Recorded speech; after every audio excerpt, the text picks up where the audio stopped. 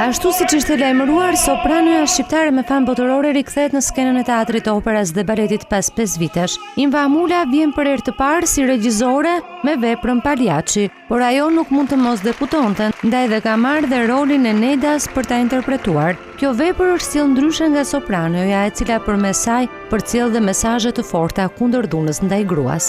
Madje ka zgjedhur ta shqiptarizojë duke e përshtatur me jetën e gruas shqiptare.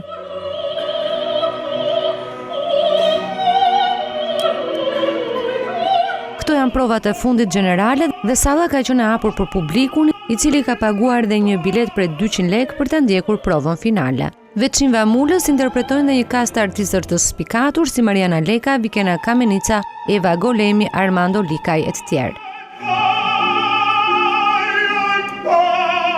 Vepra do të vi si premier në datën 31 maj. Inva Amula ka mbuluar vetë kostot e kësaj shfaqjeje, me paratë që mori disa javë më parë nga koncerti Butrintit që mbajt për ditën e Europës.